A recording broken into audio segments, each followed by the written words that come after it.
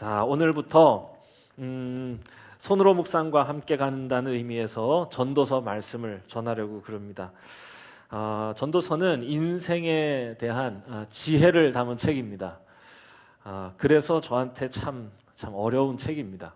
이게 아무리 생각해봐도 저는 지혜로운 사람은 못 되는 것 같다 이런 생각을 하거든요. 말씀을 준비하면서도 참 그렇다. 아무리 생각해봐도 지혜라는 거하고 제가 잘 어울리지를 않아요. 이제 여러분들 이제 저를 좀 아실 테니 아마 공감하시리라, 아주 깊이 공감하시리라 생각합니다. 이게 뭐 말하는 걸 봐도, 이게 사람 대하는 걸 봐도 이게 참 지혜가 부족합니다. 그리고 어려서부터 저를 칭찬해 주시던 이야기들을 감히 생각해 봤는데 제가 제일 많이 들었던 칭찬은 영석이 컴퓨터 잘한다였습니다. 제가 무슨 컴퓨터 무슨 전문가도 아닌데 영석이 컴퓨터 잘한다, 또 영석이 일 잘한다, 뭐 이런 말은 많이 들었습니다. 근데 뭐 지혜롭다, 뭐 신중하다, 속이 깊다, 뭐 이런 말은 제가 못 들어본 것 같습니다. 자, 그래서 이 말씀을 제가 잘 들어보려고 합니다. 잘 들어서 고쳐주시는 하나님의 은혜를 누리고 싶다라는 기도 제목이 생겼습니다. 한 달간 혹은 두 달간 이 전도서 말씀을 우리가 나누게 될 텐데요. 하나님께서 저희의 작은 또 어린 생각과 마음을 잘 고쳐주셔서 하나님께서 쓰시기에 참 알맞은 근사한 그런 도구로 만들어주시면 좋겠다. 우리 모든 성도들의 바람이면 좋겠다 이런 생각입니다. 자, 이 전도서 솔로몬이 나이 들어서 쓴 책입니다. 그러니까 어떤 학자들은 그런 얘기를 해요. 잠언도 이제 솔로몬이 썼고 전도서도 솔로몬이 썼는데 잠언은 젊을 때 중년에 솔로몬이 쓴 것이라면 이 전도서는 노년에 솔로몬이 쓴 책이다. 그래서 인생을 돌아보면서 깨달은 바를 이렇게 이제 전하고 있는 거죠. 며칠 전 제 아내가 좋아하는 TV 프로가 있어요. 같이 들어요라고 하는 프로 있습니다. 뭐 김창옥 교수가 나오고 뭐 이렇게 하는 건데 그걸 그렇게 봐요. 재밌다고. 그리고 맨날 그거 보고 울고 그러더라고. 그래서 저도 이제 그거를 옆에서 틀어놓고 있으니까 저도 이제 그걸 이렇게 틀면서 옆에서 이렇게 보고 있었는데 얼마 전에는 100세가 넘으신 김형석 교수님이라고 계세요. 연대 철학과 교수님인데 그분이 이제 나오신 거예요. 아니 100세가 넘은 분인데 강연을 하십니다. 이게 권능뿐만 아니라 아직도 총명하세요. 그래가지고 이렇게 얘기를 하는데 놀랐습니다. 여전히 100세가 넘었는데도 정정하신 모습에 한번 놀랐고 또 하나 놀란 거는 그 100세 되신 어른의 이야기에 젊은 사람들이 공감하는 거에 놀랐습니다. 그러니까 이분의 얘기는 뭐냐, 나이 든 할아버지가 노인들의 공감을 얻으려고 말하는 게 아니라 젊은 이들에게 100년의 인생의 길을 어떻게든 가르쳐 주겠다고 하는 진심이 느껴졌어요. 이게 전도서의 마음입니다. 그러니까 전도서도 실은 그 대상이 정해져 있어요. 누구를 위한 거냐? 노년에 솔로몬이 쓴 젊은이들을 위한 설교입니다. 이 성경의 제목이 전도서라고 되어 있는데 항상 성경의 제목은요, 그 성경이 쓰여진 히브리어의 첫 글자를 이 성경의 제목으로 씁니다. 그러니까 여기서도 이거를 이 코헬렛이라고 되어 있는데 이 코헬렛이라고 하는 게 뭐냐면은 실은 카할, 모으다라고 하는 동사의 명사형입니다. 그러니까 이제 모으는 사람 혹은 회중 앞에 있는 사람이라고 하는 게 맞아요. 그래서 요거를 헬라어 성경은 뭘로 번역하냐면 에클레시아스테스. 에클레시아 뭐죠? 교회입니다. 성도죠. 모이는 사람들이죠. 에클레시아는 부르심을 받아 모인 사람들인데 에클레시아스테스라고 하는 거는 그 모인 사람들 앞에 서서 말하는 사람이라는 거예요. 그러니까 이게 전도서 이렇게 하니까 이렇게 뭐 전도하는, 우리가 생각하는 바로 그 전도를 얘기하는 것 같은데 그 전도는 아닌 것 같고요. 인생의 길, 전할 전, 길도, 인생의 길을 전하는 의미에서. 그래서 저는 이 전도서의 부제를 이렇게 적고 싶어요. 젊은이를 위한 설교. 그래서 이게 젊은이들에게 주는 설교라 그겁니다. 저는 그래서 우리 교회가 이 말씀을 잘 들었으면 좋겠어요. 우리 교회는 한국 교회 평균 연령으로 볼 때 굉장히 젊은 축에 속하는 젊은 교회 아닙니까? 그래서 하나님께서 우리에게 기대를 거시고 들려주시는 하나님의 말씀으로 우리가 잘 들을 수 있으면 좋겠습니다. 자, 그런데 이제 문제는 뭐냐? 여러분들도 손으로 묵상하시면서 느끼셨겠지만 이 전도서가 사실 좀 당황스럽습니다.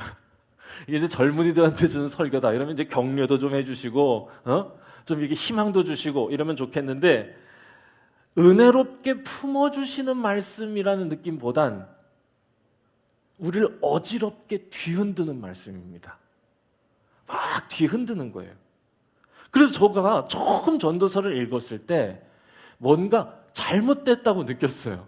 왜냐하면 이게 성경이라고 하기에는 너무 회의적이고 허무하고 부정적인 말들로 가득 차 있는 것 같이 제 눈에 보였던 겁니다. 오늘 말씀도 보시면 전도자가 말한다 이렇게 하고는 바로 2절 3절에 뭐라고 그럽니까? 그 유명한 구절, 헛되고 헛되며 헛되고 헛되니 모든 것은 헛되도다. 이게 무슨 만담하는 것도 아니고 한 절 안에 헛되다는 이 단어를 5번이나 반복하고, 그리고 3절에서 해 아래에서 수고하는 모든 수고가 사람에게 뭐가 유익하냐.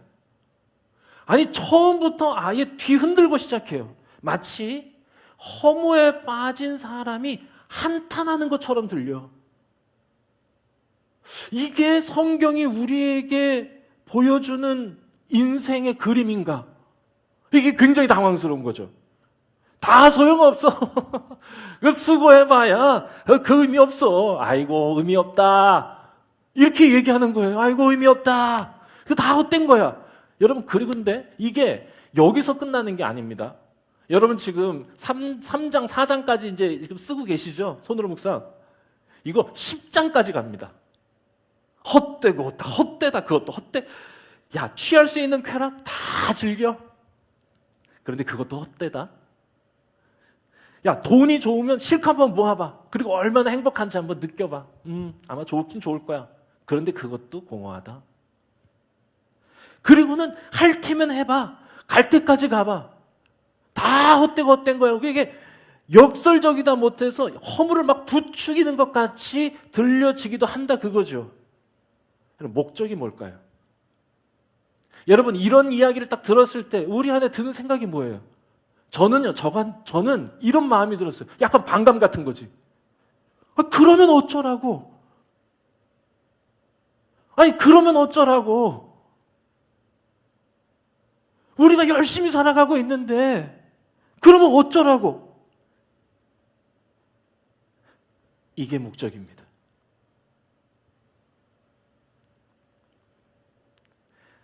이 전도서를 읽는 사람들로 하여금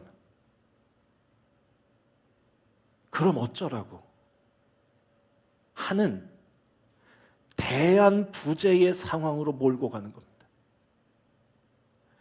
삶의 대안이라는 것이 있는가? 저게 전부라고 생각하며 달려가고 있는데 그게 아니라면 그럼 대안이 뭔가 말이지. 그러면서 전도서가 하는 얘기가 뭐냐? 해 아래에는 대안이 없다는 겁니다. 이게 이 전도자가 말하고자 하는 거예요. 하나님이 우리에게 알려주고 싶은 거예요. 젊은 우리에게. 이 질문을 우리가 스스로 던지게 하는 게 이 책의 목적입니다. 왜 10장까지 하냐? 웬만하면 우리는 이 질문을 던지지 않으니까. 진정한 삶이란 무엇인가라는 고민으로 우리를 밀어 넣는 것이 목적이라 할 수 있습니다. 자, 그러면 정말 그렇다면 어쩌란 말이냐? 이것이 전도서가 우리에게 주는 지혜 아니겠습니까? 아니, 수고할 필요 없다고 다 의미 없으니까 의미 없어. 그럼 여러분, 열심히 살지 말라는 것이겠습니까? 잘못 읽으면 열심히 살지 말라는 것 같아요. 헛되고 다 공허한 거야. 그거 다 쓸모없어. 여러분, 아닙니다. 성경은요, 삶을 부정하지 않습니다. 열심히 살아가라고 말합니다. 열심히 살아야 합니다. 맞습니다. 게으르고 나태하고 절망하면서 사는 건요, 성경이 말하는 삶은 아니지 않습니까? 적어도 성실하게 열심히 충성되게 땀 흘리며 기쁘고 즐겁게 살아야 돼요. 여러분, 우리 열심히 살아가길 바랍니다. 열심히 사는 거에 대해서 허무함을 느끼고 그렇게 살아가라는 게 아니에요. 성경은 전체적으로 항상 그것을 얘기하고 있어요. 창조신앙이라는 게 뭡니까? 하나님이 우리를 하나님의 형상대로 빚으셨고 하나님의 작품으로 만드셨으니 너희 인생을 포이에마, 아름다운 근사한 하나님의 작품으로 만들어 가시는 성령님과 손을 잡고 그렇게 머무르며 살지 말고 더 발전하며 성장하며 그리스도의 장성한 분량에까지 이르라고 말씀하시는 거 아니겠습니까? 그러니 열심히 살아가는 게 맞다. 그런데 여러분, 그렇다면 이 전도서가 헛되다는 말을 이렇게까지 반복하는 의미가 무언가? 이걸 알아야겠죠. 열심히 사는 것이 성경 전체를 관통하는 인생에게 바라는 하나님의 뜻이 맞습니다. 그럼에도 불구하고 하나님은 이 전도서를 통해서 헛되다고 반복적으로 다 사라질 것이라고 하는 겁니다. 왜 이 말을 그렇게 반복하느냐? 이 헛되다라고 번역된 이 단어는 헤벨이라고 하는 말이거든요. 헤벨이라고 하는 건 뭐냐? 호흡, 숨이에요, 숨. 유진 피터슨이라고 하는 분이 메시지 성경을 번역했는데 이분은 이걸 연기라고 번역했어요. 아, 이거 근사하다, 진짜. 연기가 여러분 뭡니까? 볼 수 없는 거, 잡을 수 없는 거, 금세 사라지는 겁니다.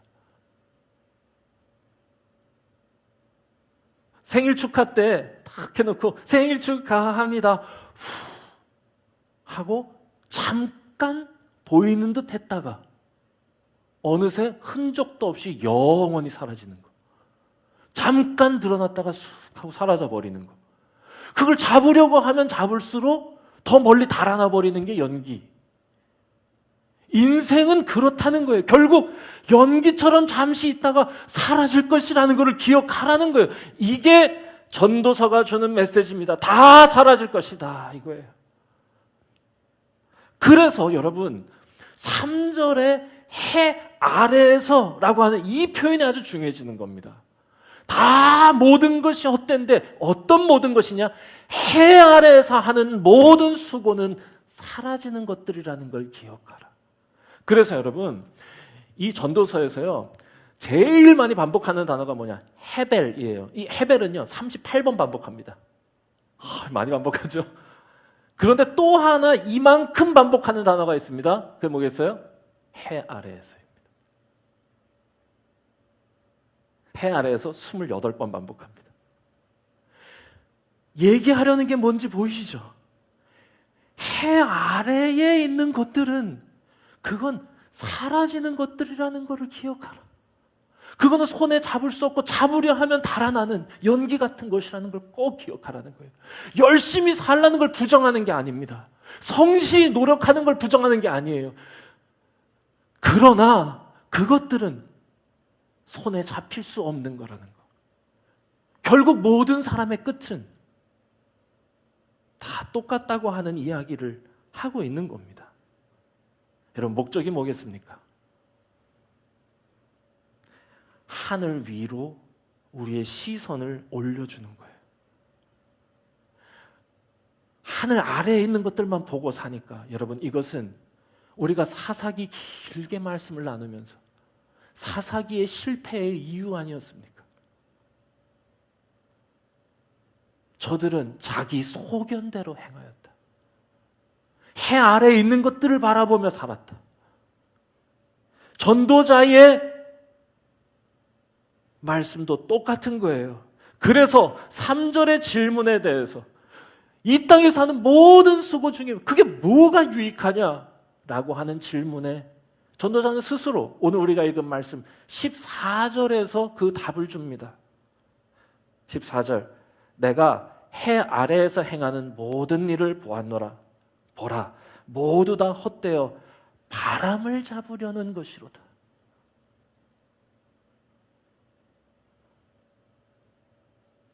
바람을 잡으려는 것과 같아. 그러니 집착하지 마라. 그게 전부인 양 부디 빠지지 마라. 우리가 그토록 추구하며 사는 것들의 본질을 꿰뚫어 보게 하셔서 그래서 우리에게 요구하시는 거.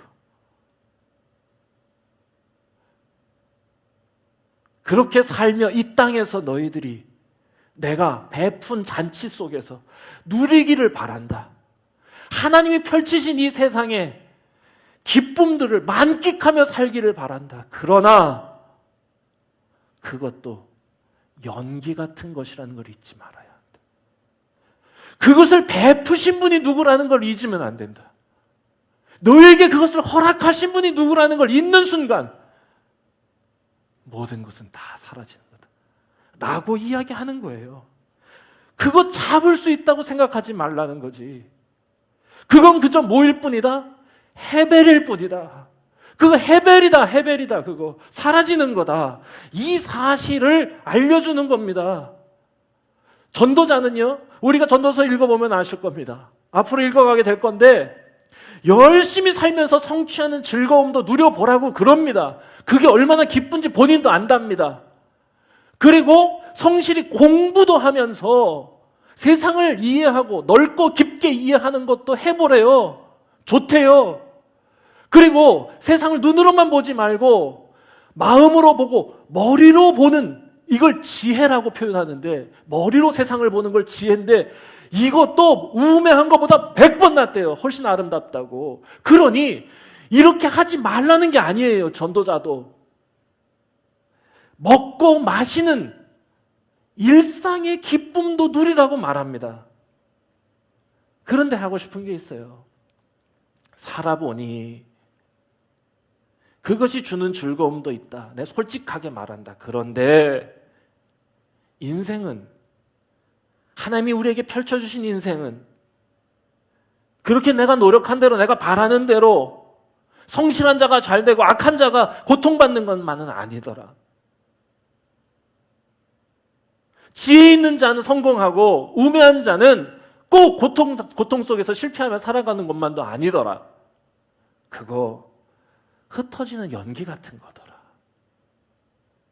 열심히 노력하며 하나님이 주신 그 기쁨들을 만끽하되 부디 눈을 들어라. 그 눈에 보이는 신기루를 쫓아가지 말고 하늘 위로 시선을 돌려라. 더 늦기 전에. 그 유명한 우리 전도서의 마지막 12장의 첫 구절. 너는 청년의 때에 너의 창조주를 기억하라. 더 늦기 전에, 해가 지기 전에, 별이 지기 전에. 이 사실을 잊지 말라는 거예요. 여러분, 욥이 들었던 하나님의 음성도 이와 같지 않았습니까? 욥은 그렇게 고통을 당했어요. 그러면서 40장에 걸쳐서 눈앞에 벌어지는 일들에 대해서 원망하고 있어요. 그때 하나님이 엘리후라고 하는 젊은이를 통해서 깨닫게 해주시는 게 뭐였습니까? 하늘에서 여전히 세상을 운행하고 계시는 하나님을 보라는 겁니다.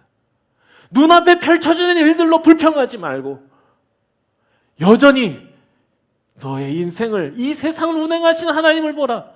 하나님 앞에서 네 입장만 말하지 말고 하나님의 입장에서 너를 한번 봐라 라고 얘기하는 겁니다. 여러분, 이게 정말로 하나님이 우리에게 기대하시는 거예요. 이게 저는 신앙의 가장 위대한 힘이라고 생각해요. 이사야 선지자를 통해서도 똑같이 말씀하세요. 너는 만날 만할 때에 나를 찾으라고, 부를 때에 나를 부르라고, 가까이 있을 때 부르라고. 왜? 나의 길은 너의 길보다 높고 내 생각은 너의 길보다 높기 때문이다. 하나님은 항상 우리를 눈에 보이는 세상에서 건져 올리셔서 하나님의 그 높은 곳으로 인도하시는 겁니다. 그리고 그곳에서 여전히 일하시는 하나님의 일을 보게 하실 뿐 아니라 그곳에서 우리의 일을 보게 하시는 거예요. 전혀 다른 이야기입니다. 저는 이러한 신앙의 신비가 우리 배화교회 모든 성도들에게 누려질 수 있기를, 나타나게 되기를 정말 소망합니다. 그래서 오늘 말씀이 우리에게 주는 메시지, 한 가지만 살피겠습니다. 눈에 보이는 것들에 저당 잡혀 살지 말라는 겁니다. 눈에 보이는 것들의 부디 저당 잡힌 인생처럼 살지 말라는 겁니다. 우리 개인에게는 말할 것도 없고, 저는 이것이 교회가 들어야 할 메시지라고 생각합니다. 이 말씀을 한국교회가 조금 더 일찍 들었어야 했다는 생각이 듭니다. 여러분, 전도서의 이 인생에 대한 메시지, 저는 다른 누군가가 아니라 교회가 가장 잘 들었어야 했고 교회가 가장 잘 전했어야 할 메시지다라고 확신합니다. 교회가 다르다는 건 바로 이 높이에 있는 것 아니겠습니까?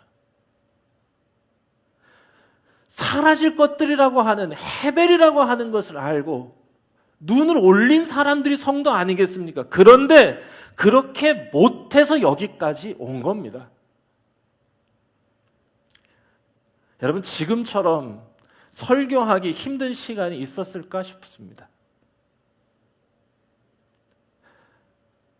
저는 아직 젊은 목사지만 설교하기가 많이 힘듭니다. 무엇을 전해야 하나? 무엇을 말해야 하나? 아무 말도 목에서 나올 것 같지 않은데 어떻게 해야 하나 싶을 정도입니다. 지난 주일 제가 속한 속회에서는 아주 공격적인 주제를 가지고 토론을 했습니다. 한국교회 어쩌다 여기까지 왔나? 라고 하는 주제를 가지고 우리 속도원들과 얘기를 했어요. 뭐 진지하고 또 깊이 있게, 날카롭게, 예리하게, 또 은혜롭게 대화에 임해준 속도원들에게 감사합니다. 많은 얘기가 오갔습니다. 신랄한 이야기도 오갔습니다. 결론, 타협했다는 겁니다. 눈에 보이는 이익을 위해서 교회가 타협했기 때문에 여기까지 온 거다. 왜 여기까지 왔냐? 사라질 것들, 헤벨을 잡으려고 하다가 이렇게 된 거다. 저는 오늘 우리가 읽은 이 전도서의 말씀이 교회가 무엇인가에 대해서 다시 한번 생각하게 하는 엄중한 메시지로 우리에게 들려지기를 바랍니다. 헤벨 잡으려다가 다 놓쳐버려서 여기까지 왔다 이겁니다. 생각해 보니 여러분, 한국교회 많은 선지자들의 이야기에 귀를 막았었어요. 일제시대에 한국교회 종교 기득권을 유지하기 위해서 신사참배 허용합니다. 독재시대 정권에 복종하고 정권을 지지하는 것을 담보로 교회 성장을 일궜습니다. 예언자적 목소리는 포기하고 헤벨을 잡으려 한 겁니다. 정권에 기대어 쓴소리를 닫고 외쳐야 할 소리를 침묵하고 그토록 얻으려 했던 것, 헤벨. 그리고 지금까지도 그걸 당연시하고 그것을 유지하려는 욕망이 오늘의 이 결과를 낳은 겁니다. 교회를 수식하는 단어들이 경건, 거룩, 사랑, 헌신 이 아니라 비즈니스, 이기주의, 집단주의 여야겠습니까?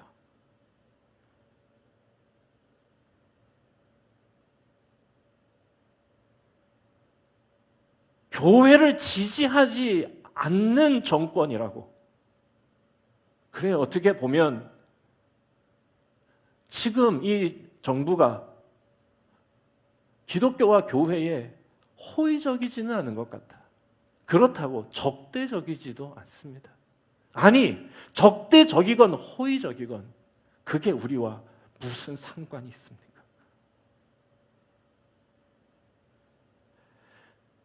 교회를 지지하지 않는 정권이라고 그런 이유로 도를 넘은 집단 행동을 하는 거, 그게 어떻게 교회입니까? 뭘 잡으려는 겁니까? 죄송합니다. 교회 편을 들어주는 정권을 잡으려는 게 어떻게 교회입니까?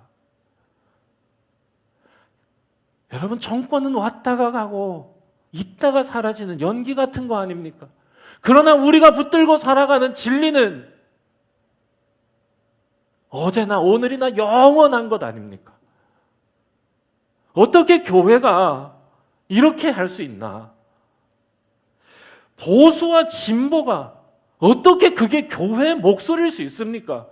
보수면 되고 진보면 안 되고, 진보면 되고 보수면 안 되고, 그런 게 어디 있습니까, 여러분? 우리는 해 아래의 것들이 헤벨이라고. 그래서 우리는 저 높이에서 하나님의 일하심을 보는 사람들이고, 하나님의 자리에서 내 자신을 내려보는 자들이라고. 여러분, 지금은 남아있는 그리스도인들이 어떻게든 그 힘을 끌어모아가지고 힘을 과시할 때가 아닙니다. 잠잠히 우리에게 주어진 일상을 기쁘고 바르게 살아내는 게 우선입니다.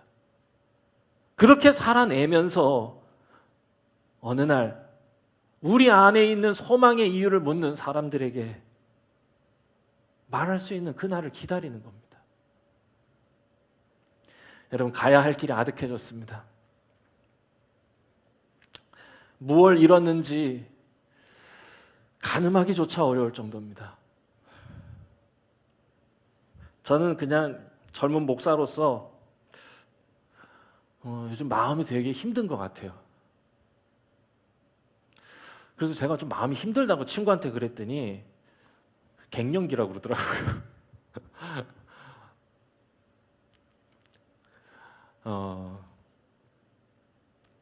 그토록 바라보고 살았던 것들이 그냥 이렇게 산산조각 버리는, 아니, 사라지면 안 될 것들이 사라져 버린 거예요.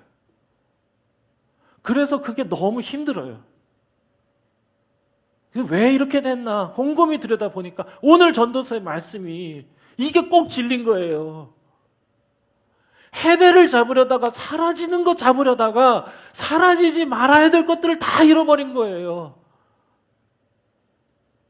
그러니 우리도 여러분 다시 돌아봐야 돼. 눈에 보이는 것들에 저당 잡혀 살면 안 된다는 거예요. 그러면 다 잃는 거예요. 다 잃는 거예요. 나도 모르는 순간에 그런 거에 내가 지금 매달려 있지 않나? 예? 거기에 끌려다니지 않는가? 그게 젊은 교회인 우리에게 하나님이 기대하시는 것이라 믿습니다. 여러분, 다시 하늘로 시선 돌려야 합니다. 세상에서 얻고 싶은 것들을 위해서 하나님을 여기에 모시고 내려오는 게 아니라 하나님이 계신 곳으로 우리가 나아가서 하나님이 원하시는 게 무엇인지 다시 묻기 시작해야 합니다. 다시 시작하는 거예요. 우리 교회가 새로운 공간 마련해요. 다시 시작하는 기회, 다시 시작하는 장소 되기를 간절히 바랍니다. 그리고 저와 여러분들의 기도가 그곳에 쌓여지기를 소망해요. 함께 정말로 기도해야 합니다. 이 공간을 통해서 하나님 새롭게 되는 기회 되게 하여 주시옵소서. 진정한 교회의 역할이 뭔지를 고민하고 기도하는 자리 되게 하시고, 그 꿈에 동참하는 사람이 몇 명이 되건 그곳에서 함께 모여서 꿈을 키우고 하나님 나라를 이야기하는 근사한 하나님의 터전이 되게 하여 주시옵소서. 이렇게 기도하는 거죠. 여러분, 하늘 아래 새 것이 없다는 겁니다. 해는 뜨고 지고 강은 흐르고 바다로 가고 변하는 게 없다는 거예요. 해 아래는 새 것이 없다는 거예요. 그런데 한 가지 방법이 있다고 성경이 이야기합니다. 그것이 전도서가 우리에게 주는 메시지이기도 합니다. 그게 뭡니까? 그리스도 안에 있으면 새로운 피조물이라. 누구든지 그리스도 예수 안에 있으면 새로운 피조물이라. 이전 것은 지나갔으니 보라 새 것이 되었다. 요한 기자도 얘기합니다. 요한계시록에서 보좌에 앉으신 이가 이르시되 보라 내가 만물을 새롭게 하노라. 하나님께서 주님께서 이것을 새롭게 하시는 것입니다. 저는 저와 여러분들의 인생에 주님이 주인 되시기를, 또한 우리가 그 자리에 나아가기를, 그래서 똑같이 반복되던 이 과거의 이야기에서 나와서 주님이 만드시는 새로운 작품으로 살아갈 수 있기를, 그런 우리 교회 되기를 간절히 바랍니다. 함께 기도하겠습니다.